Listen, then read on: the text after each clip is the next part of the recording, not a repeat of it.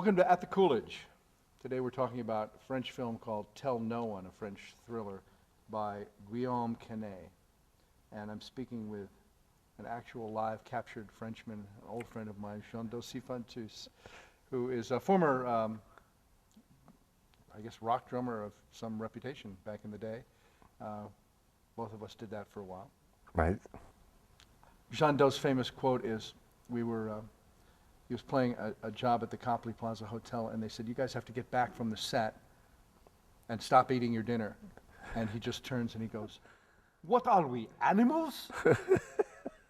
Just to show who you are by reputation. No, that puts the Just tone. a setup there. The tone is right. The tone is right. So Guillaume Canet, this is his first film he's directed, but he's acted in Many, yeah. many films. Yeah. Yes. Although he's pretty young, I guess. Yeah, yeah. He plays the son. Right. And we won't say what the son has to do with the plot. I should say that the plot is very intricate. Yes. And you and I happen to have seen this, and one of the reasons you're here, not only because you can give us some insight into the film as being French yourself, but we've seen it twice. We saw it twice, The yeah. second time accidentally. Yeah. We forgot the title and went Yeah. to see it again Right. at the French Film Festival in Yeah. Boston. And so we know that the plot is pretty watertight. I mean, all of it makes sense, but you really have to pay attention. Yes, it's pretty complex. Yeah. And I think people coming thinking they're going to see, I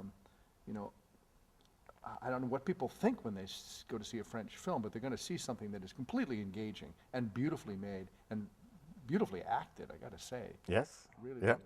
But we were talking about all the layers underneath the thriller, Right, which right. are fascinating.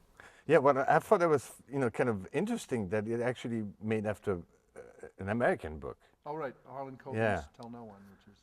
And kind of a, regular mystery, I guess. I haven't read it, but it looks like it's following pretty much the plot. But a lot of the themes are very kind of, you can see them from a French point of view, and that, which I thought was interesting. One is the political system, like a series of French, very higher level political problems at the time that the movie came out, which 2006, I think. And one is the kind of the dissatisfaction with the French judicial system, and another one is the problem with suburbs and uprising and immigration. And I thought these two issues are kind of, if you look at the movie, you can see that the French judicial system is different in here. It works a little bit like the special prosecutors here, like, what was the name of the special prosecutor for Clinton that investigated the whole, saga? Yeah. Anyway, in any case, that's the way the French political judicial system works. They have those judges who are prosecutors who just have a lot of power, and we can drill down on some issues. And there's been many well-known kind of scandal that happened during the past 10 years. Well, they drag people in the justice system, and it turned out for no reason later on. And so when you see this movie, you can see that a little, Right, without giving away any spoilers. Right. It's very class-driven. And it's very class-driven, yes. Absolutely. And there's a lot of tone about, class structure and class warfare. And then the other one And is... beautifully set up that way, because it even starts, as I remember the opening scene, is sort of this bourgeois, as you would call it, or sitting around the middle class, clinking their wine glasses and remembering their beautiful memories of their fine childhoods and all of that. Not that it's critiquing them, because it gets worse as you get further into the upper classes. Right, and right. It's more difficult and more disturbing as you go into the lower classes, although everything reverses itself. Exactly. Plot-wise. Yes, exactly. Yeah.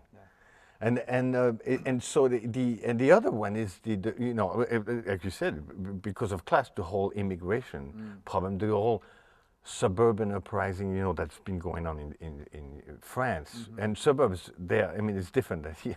It's the old kind of housing complex. And I was going to say, you have the housing complex in there, and you Yes. have very much the situation of what it's like in a housing complex, which is not that much different than you might see in parts here. And you have scenes of kind of uprising. I mean, they're not really as dramatic as what happened, really. But so and you have the whole,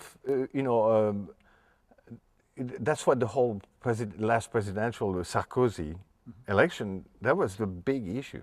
I mean, he probably won the presidency because of his stance, which was totally, conservative, to crack down on it. And so that, you sort of see that from throughout the movie. That's a kind of a nice. Because when you see who saves the day, right? Yeah, exactly. It is not, it is not the cops and it's not the politicians. Exactly. It's, and we can say that the character of Bruno, who we were discussing, you say is the hero of the story. Yeah, no, it could be easily told from his vantage point. Definitely. As an immigrant, just trying to come to justice with a number of issues that begin in the very start of the movie and then start to play all the way through. That's right, and he seems to come up like many times, and he seems to come up with some, almost the right attitude, even though, I mean, sometimes it gets a little edgy. Yeah. But he seems to be almost like the moral conscience at the at least for a big part of the movie. And I think it's a fascinating way to look at this movie, because as you're trying to discern all the little plot details, like, who is that? And why did he go to that apartment? And why is this person dying? And who is that again? You need to go with people to talk about it afterwards, as we did the first time we saw it. But then as you're watching all this other stuff bubbles up from the surface, which makes great conversation. Another one that we've talked about was the sort of the theme of the fall from grace. Yes, yeah. The Garden of Eden, which sort of starts off in a Garden of Eden. Yeah, they have all set up and all that. It's almost that, the fall from grace, and also the fall from innocence. Fall from innocence, absolutely. And what I love actually is in the main actors. Whose name is? François Cluzet, yeah. And wonderful actor. Yes. I just to add a footnote that people who come to see this movie are seeing faces they don't know, and actors who are at the top of their game. I've seen Definitely. François Cluzet in other movies, and he is not this person at all. Yes, no, he is a great character actor. Yes, and in this movie, the woman who plays his girlfriend from childhood, Marie-Josée Croze, yeah. Who is in the Diving Bell and the Butterfly. Right. Spectacular looking woman, and also a wonderful actress, yeah.